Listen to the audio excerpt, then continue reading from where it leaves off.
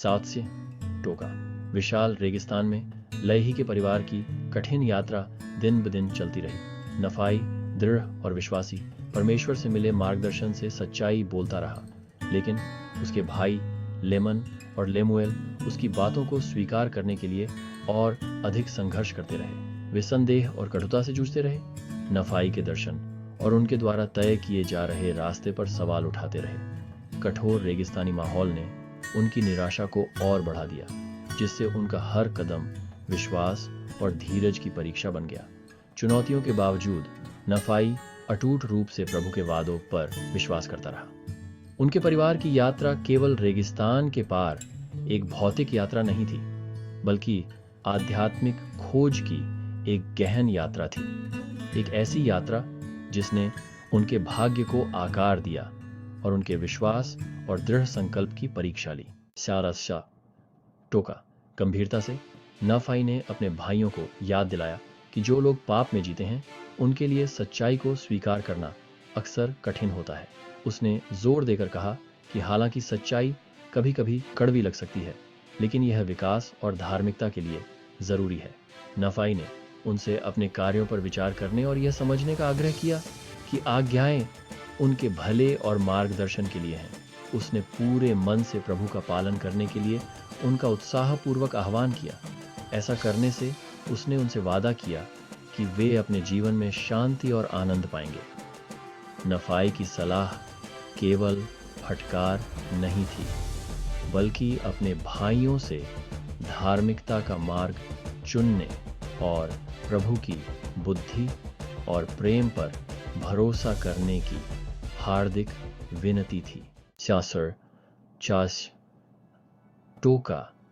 Lemuel की घाटी में डेरा डालते समय नफाई ने इश्माएल की एक बेटी से विवाह किया, जैसा कि उसके भाइयों ने किया था।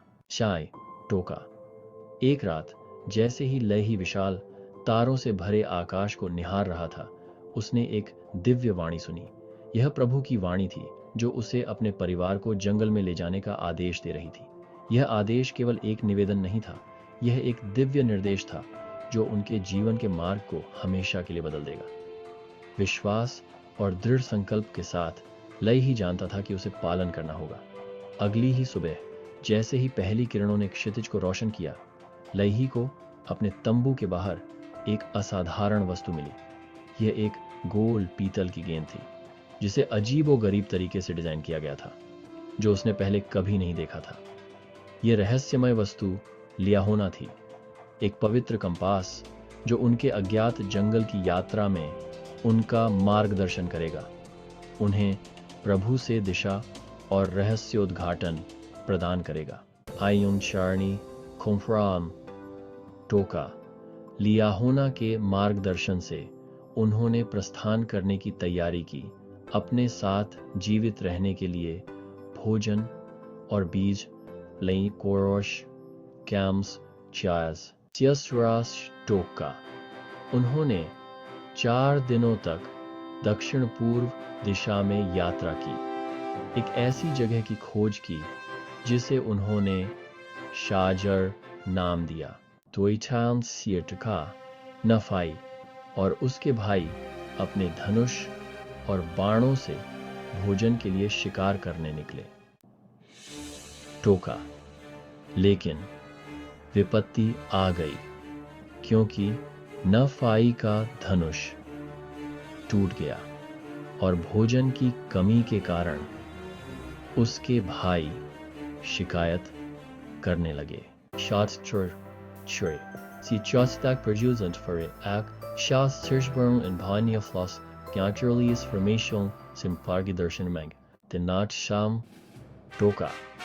प्रार्थना के माध्यम से प्रभु ने लयही को लियाहोना का उल्लेख करने का निर्देश दिया, जिससे उनके आगे का रास्ता प्रकट हुआ। Afrinch Pischasikos Navinichern on the Bigmukur, Nafaintir Shagyaisian and Punvobswatchir, जिससे उसके परिवार की आत्माओं को बल मिला। Torkayur Tifinium टोका।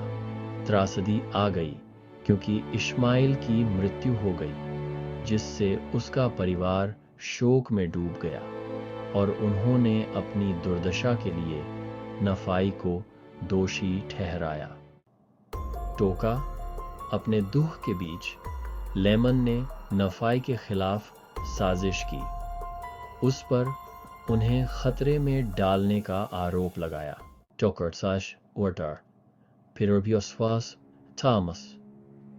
प्रभु ने हस्तक्षेप किया, उन्हें डांटा और उन्हें अपने प्रेम और प्रावधान की याद दिलाई। इंदाशनियर ट्रे हुंस्त्यो ट्रमोर्नियर इनफाफ होने जीस परमेश्वर का की ओर रुख किया, जंगल में भोजन और आशा पाई।